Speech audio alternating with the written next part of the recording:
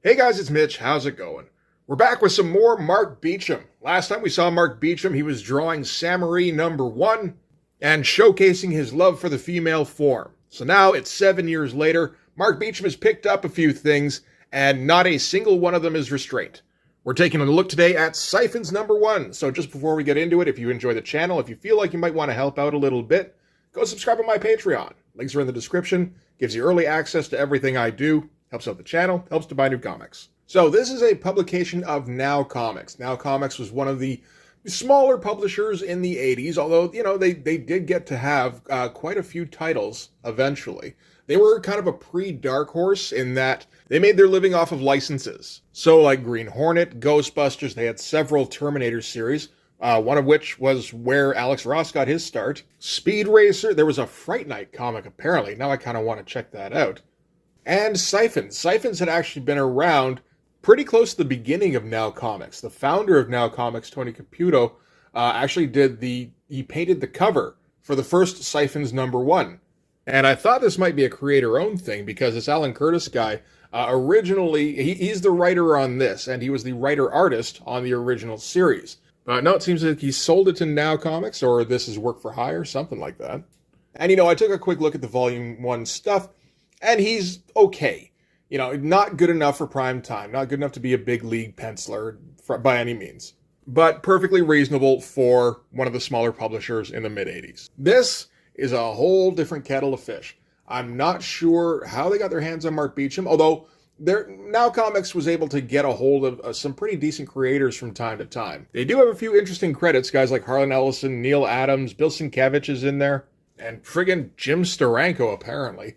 I don't imagine they did a lot of work for Now, but hey, they've got them on the roster.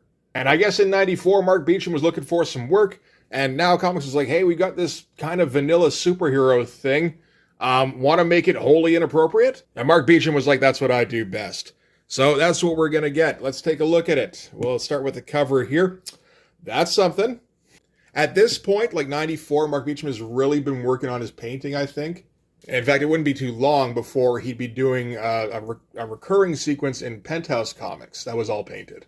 And of course, that was all, adult comics, avoiding the P word. This is more like immature adult comics, right? I've said before, Mark Beachum viewed superhero comics as an erotic genre, which, again, I disagree with. But he does make a compelling argument. So every time that he's got to draw a superhero, all of the women, it's all skin-tight lycra. Actually, you know what? All the men, too. Mark Beachum is equal opportunity when it comes to exploitative poses. You do gotta love the one girl here in the front, though, who just goes out of her way. Not really making any bones about where Mark Beachum's interests lie. Gotta respect it. Or, maybe you don't. I do. Okay, so we're gonna get a breakdown on what SYPHONS is. Let's see if I can boil things down.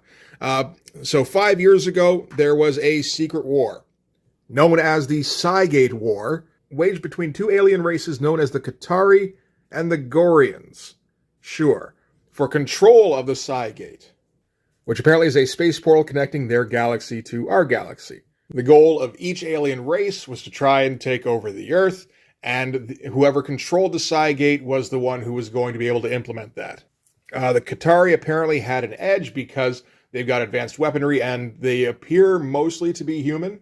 So they started infiltrating the Earth, planting moles, that sort of thing. And they had a couple of organizations opposing them. I'm just straight reading here. One was an alleged UFO investigation organization called Skyview, which was run by a dubious man named Cross. The second was a team of Skyview field operatives called SYPHONS, who were endowed with incredible powers when exposed to a crippled Qatari ship. So, pretty straightforward there, I guess. Kind of standard stuff. There's some similarities to Blood Force there, really. But, part of the whole deal with Blood Force was that I took something that I figured was pretty cliche. You're going to find a lot of things that have similarities to Blood Force. Okay, so Skyview, the Skyview organization, was able to close the Cygate, which ended the threat of an alien invasion. However, it did strand a whole bunch of Qatari on Earth, and they're still pissed off about, imagine that, about being stranded here.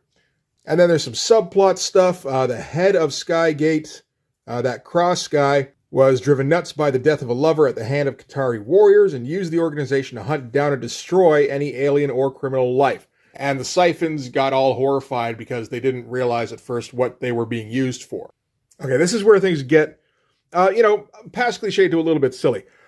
Seeking a bit of normalcy in their lives, they moved in with Siphon Tim West's girlfriend and ex-Skyview agent Sonia Banks and used their fabulous powers to start an express mail service in Atlanta. I have to think there's more lucrative ways to use superpowers, but Amazon seems to be doing okay. Then one day, this West guy, the Siphon, disappears, and for the past 6 months, they haven't been able to find him. So that's where we're starting off. Not always a good idea to kick things off with a wall of text, but there was a previous series, and it's kind of nice that they're maintaining continuity. They're not just starting whole cloth. It's not a reboot. It's like, no. This is an actual continuing storyline. This Tim Allen guy, what's his name? Alan Curtis. He's keeping the SYPHONS fire going. Okay, so we're going to start off in Chicago, someplace called Compaq Incorporated. And a bunch of people are investigating the scene of what appears to be a mass murder. There's a whole bunch of bodies just lying around in like the lobby of this office building, whatever it is. This guy here seems to be in charge. We don't know who he is just yet. These two are running the investigation. We're going to find out later on these are SYPHONS, but not SYPHONS associated with the Amazon delivery guys. And they're reluctant to tell us who their suspect is in this. They have one. It's that West guy. So ever since he's gone AWOL, everybody thinks he's gone nuts and he started murdering people. And some nice choices to start things off. Always a good idea with, the big vertical panel showing off the building, from a worm's eye view. Get it kind of towering. But, Mark Beachum always puts a bit of work into his background, so they're not just an afterthought or anything. Gives us a nice angle as this guy's walking away, as, is, I think, just appropriate. That's what you do when a guy walks away. And you might be thinking, well, this isn't particularly inappropriate just yet. We're getting there. Don't worry. This is only page 1. All right, so in Atlanta, at a mansion somewhere, or, just a big-ass house. Some girl is sitting around in a barely buttoned-up shirt and her lacy underwear and flats. This is how you relax. And you're like, okay, now we're getting somewhere. So this is Stardancer, and she's hanging out, and I don't know what the fuck she's even doing. I kind of get the feeling this was done Marvel method, where Mark Beachum just drew pages, because there's nothing in terms of dialogue or narration or anything, really. So yeah, this Stardancer girl is just sitting around barely dressed. Here's a beep, says incoming. Goes and gets other SYPHONS who are just hanging out in full costume. And a couple of those SYPHONS take off, leaving a couple of asses behind them. We're going to get a whole bunch of ass, as is tradition with Mark Beachum. All right, so these are 2 more of our SYPHONS. This is Raze and Nightfire. And they're responding to the alert. Some interesting costumes, kind of intricate, with all the extra accoutrement. They got the one shoulder pad, got all the designs on the costume, got the belt and the leg strap thing. Some interesting costume design stuff. Raze here, kind of the same, only with more skin showing. And always impressive when you can show both the ass and the boobs in the same shot. That's like a goal you should be working towards. So they find whatever they're looking for. It's a bunch of those Qatari guys. So Mark Beachum is going to go, you know what? I bet you people won't notice if I do a big battle shot full of guys and I just happen to have the girl right in the front sticking her ass out at us. And it's like, I'm pretty sure people noticed a little bit. But then that's why, when you find out Mark Beachum's drawing this thing, that's why you're buying it, right? Some pretty great looking stuff. These are all those Qatari guys. So yeah, looking pretty much humanoid. They've all got kind of a uniform look. And, some nice poses going on. There's a nice pose. But even these poses, too, yeah. as what's his name? Firestarter. Logistics Firestarter. Nightfire. Pretty close. Takes out a couple of incoming Qatari. That's some fun stuff. But yeah, that's a hell of a spread. Put a whole bunch of time into that. And of course, Mark Beachum likes to use a lot of model work. At least for the women. I don't think he bothers too much for the guys. Not as worried. He, like I said, he'll still draw them in compromising positions from time to time. He's going to go ahead and give Nightfire a bit of a bulge here. But the women, yeah, he wants to make sure that he gets those looking as good as possible. So he'll use models fairly often on them. And yeah, no description whatsoever, no dialogue, just Mark Beachum drawing, a pretty cool fight and managing to put in a few cheesecake shots here and there. I'd say he has gotten better than when we saw him on Samurai #1. He was already getting pretty damn good by then. I'm not sure if Mark Beachum has anything to do with the colors on this. Like the way this explosion is set up kind of makes me suspect a little bit. Did they bother with credits? Because this should be the credits page, theoretically, but they didn't bother there. Oh, there it was. Patrick Williams, color artist. Okay, so no. A little surprising. Those explosions look pretty interesting. But yeah, not much to talk about in terms of sequence of events other than Reyes gets shot, and I think Nightstrike comes to her rescue. Get the nice panel progression here as he swoops in and punches through one of the Qatari. That's all right. Guy falls down to earth. And Reyes, I suppose, gets pissed off because she got hit and zaps something. We don't really see what she's at. I think we can assume it's another alien. And this drives off the Qatari, and that's kind of the end of the conflict for now. Yeah, great looking stuff. All right. More asses all the time. All right, so this is a couple more. I think this one's a Siphon. I think this one is that Siphon, actually. And that one is Tim West's girlfriend, who's just a regular person who dresses in very tight shorts. And there's not much going on in this talk here. Yeah, I gotta say, considering this guy is the same writer who got the series going, he's not doing a whole lot of work on this thing. I mean, you don't exactly want to just go covering up the art either, but at the same time, we're basically just talking about how it's been 5 years since the Psy Gate was closed off and the Qatari are still coming at them. And just making attacks, which they're going to have to fend off over and over again. And the girlfriend here, Mrs. Tim West. From there, we're going to cut to a bar somewhere in Baltimore where those same two Siphons from the beginning, the investigator ones, are searching for Tim West. Because, of course, they think he's associated with those murders from the beginning of the book. They show the bartender the photo of him. She doesn't really seem to remember him. So they go, okay, we're going to leave a message for just in case he does come back. And next time we see them, they're stepping outside saying, you probably don't want to go in there right now. And the patron here, when she does go inside, finds out the bartender got horribly murdered. So maybe some kind of we can play rough too kind of thing. And, as always, great looking art. I like the decision to just kind of fade off the background here. Just scribble it out at the top. That looks really good. Obviously posed shot, taken from reference. That's okay. It looks great. If you can't focus on a woman's ass when she's walking away, might as well flip the camera around, focus on her crotch instead. This stuff here, honestly, not as great as this, but that's okay. He's allowed to have a page where he's not going at 150%. Maybe just because this, there was no way to make this sexy, so he just wasn't as invested. All right, from there we're going back to Atlanta, where one of these Siphons, I'm not sure if this seems like Reyes, but she's working in her express delivery job in her tight ripped jeans. And on the TV, we're hearing about some UFO sightings in the northeast suburbs of Atlanta that city officials are dismissing. All right, so once she makes her delivery, she flies away. So I think that's a Reyes chick. And we find out that she's just going around with her coat and her ripped jeans and a bra, I'm pretty sure. There's a few people in here who just, walk around in some kind of underwear. And I mean, props to Mark for being so dedicated to drawing asses that he was going to try and recreate a realistic kind of ripped jeans. I think, you know what? Looking at the colors here, I'm pretty sure those are meant to be bare ass cheeks and the color misinterpreted and just made it blue instead, or was maybe even mandated. Yeah, her ass is supposed to be hanging out of those things, I'm quite sure. Although it does bear further scrutiny and probably a couple rereads, so I'll get a verdict back to you shortly.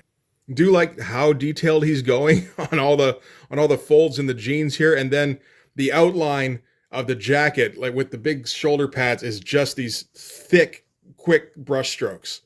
And a scribbly collar. Mark Beachum's not interested. This is where Mark Beachum's interest lies. I do appreciate how forthright he is about this, where there's not even a hint of I'm going to try and hide this. All right, anyway, back in the office of the express delivery thing. Somebody's there and they're making an offer on the entire business, but the the SYPHONS aren't interested in selling right now. I guess they can use this as some kind of cover or something, and that's kind of it. And then somebody from SkyTrain, what's it called? Skyview, that was it, okay. Drops by, and he's also looking for Tim West. Everybody's looking for Tim West. And I have a little bit of a suspicion that this character here is a bit of a self-portrait. There's like editor's stories about Mark Beachum at Marvel back in the day, and from what I understand, he was basically the coolest guy in the room, in any given room. The character of Ace from Spider-Man in the 80s was based off of Mark Beachum, and kind of a watered-down version. So, potentially, I don't know. All right, so the Skyview guy is going to be talking about how all the recent news reports about UFOs, they've all been going on the air, and what all the sightings mean is an increase in Qatari activity. And they've noticed that some of the sightings coincided with reports of gruesome murders, and the authorities haven't made any connection, but they know that several of the victims were Qatari. So they're trying to figure out what this means, whether this is like warring factions within the Qatari, or maybe the UFOs are search parties looking for Tim. So yeah, everybody wants to know where Tim is. They're building this Tim guy up pretty good. He better be something important. And that's kind of where it ends. But, fun page composition. Most of these page compositions get to be pretty interesting. Like, he always puts some extra thought into it. He's usually popping people up out of panel borders. Yeah, does it over here. Got it going on over here. All over the place. Doesn't like a grid, really, when it comes to, where the actual panels go. Is always trying to make it look a little bit more interesting than it, would be at, like, base model. All right, so now we're going back to Baltimore, back to those two SYPHONS in their investigation, which has led them to a warehouse somewhere. Great opening shot here. Again, low angle. Some forced perspective going on, always good. Almost looks like there's a fishbowl effect going on with this wall here, which is interesting. And they roll up in their reasonably cool late 80s car. I feel like I'm going to hear what car this is. And they're investigating yet another site of a bunch of bodies that are lying around, just in pieces. Oh yeah, there's some of those Now comics. There's that term. I've seen that Terminator cover before. Married with Children. Yeah. Real Ghostbusters. They also had Ghostbusters in Slimer, so that was one they put some money into. There's that Fright Night comic, too. That looks interesting. It goes up to issue 22, apparently. How'd you sell 22 issues of Fright Night? And the investigators just step out of the car, and now they're just talking about Tim West and talking about his abilities. Last page was just talking about the investigation. So we're building this Tim guy up to be something special. He sure as shit better be. And Mark is still refusing to go with traditional panel layouts, which I appreciate. Even on stuff like this, which is kind of a boring page, really. It's just a walk and talk kind of page. He's doing what he can to make it interesting. All right, so now we're going to cut back to, I think these are a couple of, this is the girlfriend here, and this is probably one of the other SYPHON. I believe that's how it goes.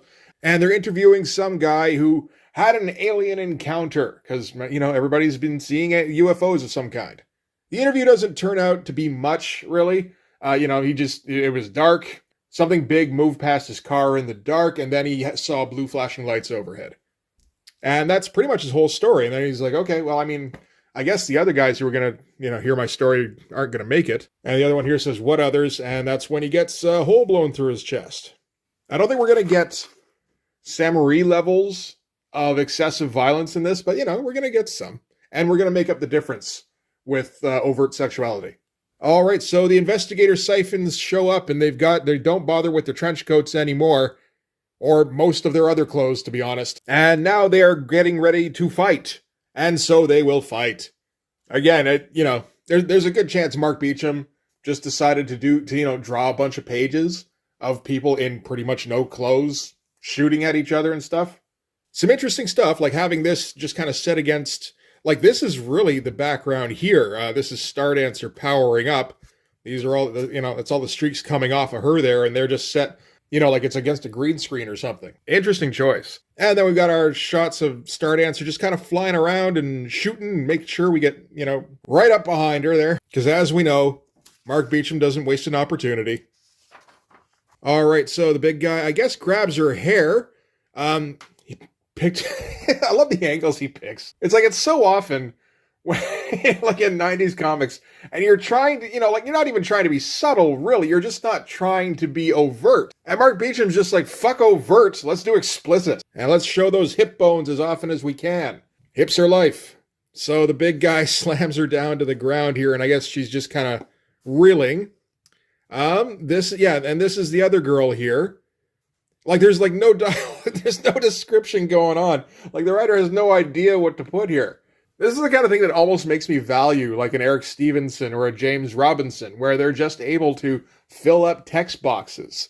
So it doesn't feel like this is all happening in a vacuum with no sound, Like, even the sound effects that are here feel weak and distant because there's nothing else around them.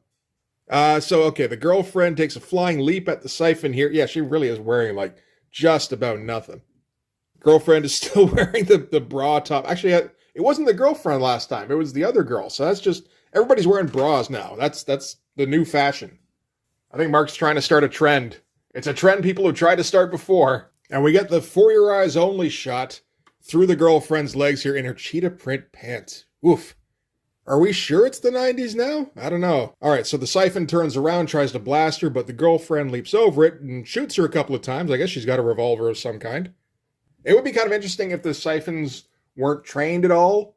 Like the only way they get through a fight is because they have these ridiculous powers. So anybody with any kind of training can still kind of take them down. Meanwhile, Stardancer is still getting thrown around and still just like spreading her legs as wide as possible every time. Guy here takes... did we ever get this guy's name? I feel like we didn't. Oh, I mean, we kind of did. The girl is Kelly and the guy is Michael. I was hoping for something a bit more dramatic. So Stardancer gets around Mike's punch and manages to straddle his shoulders and zaps his brain. That's some fun stuff. And getting pretty heavy on the rendering here too, which is always nice. So the investigator siphons haven't really made any kind of headway, and now police are starting to show up. They don't want to stick around and have to explain themselves to them, so they're just going to take off and fire some random shots into a crowd here and incapacitate some passersby. And the theoretically good guy siphons are like, shit, innocents got hurt. Well, we can't do anything. Better get back before the police show up, so they're exactly the same. And really not much of anything going on here. Although at the end, they're watching reports on the attack that all the siphons were just involved in, where 5 people are dead, 9 others are injured. Witnesses say those responsible for this tragedy tonight exhibited superhuman powers. If this is true, then maybe this city has had its first encounter with the extraterrestrials we've heard so much about lately. So it's okay. I guess that's, that's building tension. Okay. And that's being shown on a TV. The guy watching TV was Tim. So now we found Tim. He's certainly living up to the build-up so far. I don't know about this story, man. There's really nothing to this whatsoever apart from Mark Beacham's art. Which, luckily that was the only reason I bought it. Got your Speed Racer. Where is it? Is Mr. T and the T-Force. I forgot about that on the previous page. I apologize. Yeah, there's some goofy comics I can't imagine ever having bought. Yeah, all right. And there's an ad for the Green Hornet, which, doesn't look too great. Doesn't look as good as Siphons anyway. So that's Siphons number 1. It's silly and pointless and filled with tits and ass. As expected. Honestly, I feel like I would have been a little disappointed if there had been like an involved plot. I am surprised at just how little of a script there was, though. That's a little shocking. I don't know. I feel like we didn't bother learning who any of the characters were, and we only kind of set a plot in motion with the search for Tim. Everybody wants to find the almighty Tim.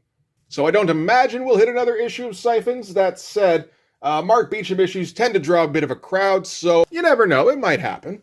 Well, for this one anyway, that's going to do it. Thanks very much for watching. If you like this video, please hit like, hit subscribe, hit the notifications so you know when the next one's coming out. Go over and subscribe on my Patreon. It gives you early access to everything I do, from the Blood Force stuff to the YouTube videos before they get uploaded to YouTube, as well as some Patreon exclusive content. You can also follow me on Instagram and DM me there for commissions, and you can join the Blood Force Discord server. But yeah, that's going to do it. Thanks again for watching, guys. I'll see you in the next one. Bye-bye.